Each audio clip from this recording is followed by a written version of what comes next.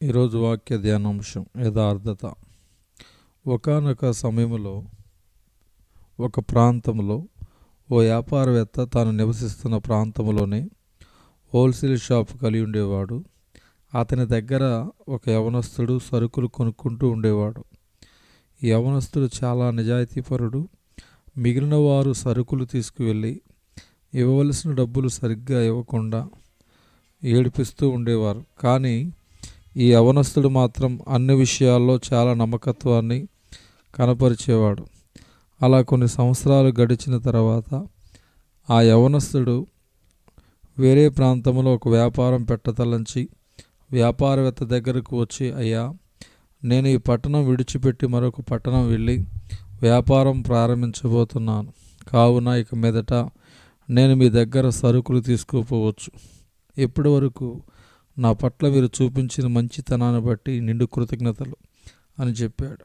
అప్పుడు ఆ వ్యాపారవేత్త యవనస్తుని భుజం తట్టి, బాబు, నా దగ్గరకు చాలామంది వచ్చి సరుకులు తీసుకువెళ్తారు, కానీ నీలాంటి యథార్థవంతుని మాత్రం నేను ఎప్పుడూ చూడలేదు.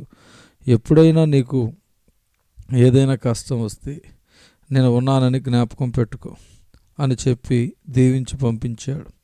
ఆ యవనస్తుడు ప్రారంభించిన వ్యాపారం కొంతకాలం చాలా బాగా నడిచింది.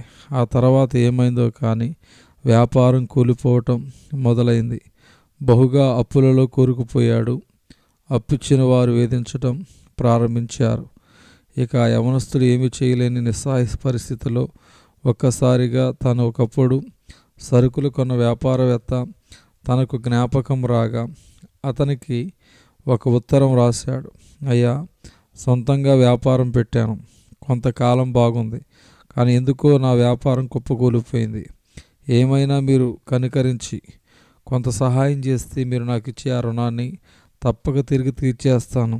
దయచేసి ఒకసారి మాకు సహాయం చేయండి అని ఎంతో ఆశతో ఉత్తరం రాశాడు. కానీ ఆ ఉత్తరానికి ఏ విధమైన జవాబు రాలేదు.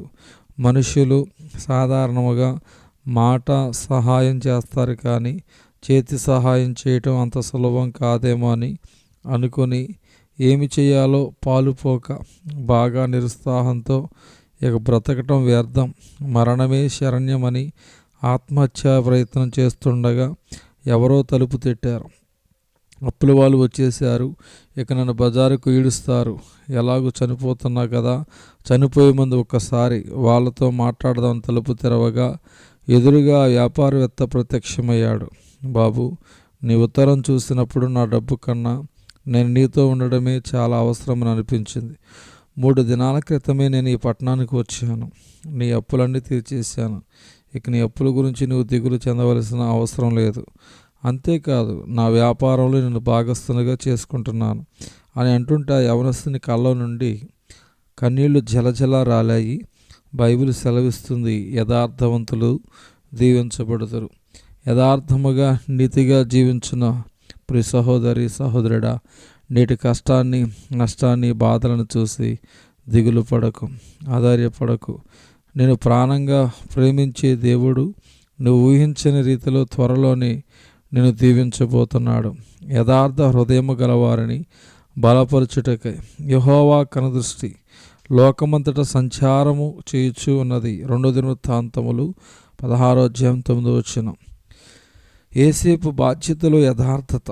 యోసేపు ఐగుప్తంతటిపై అధికారిగా ఉన్నప్పుడు అన్యాయంగా ఏది కూడబెట్టకొనక సమస్తము ఫరోకు చెందినట్లు చేశాను.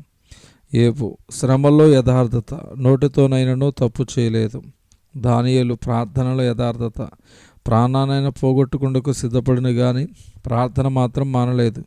3 యూదులు విశ్వాసములో యథార్థత, షడ్రక్, మెషక్, అబేద్నెగోలు అన్యుల మధ్య విశ్వాసాన్ని కాపాడుకున్నారు.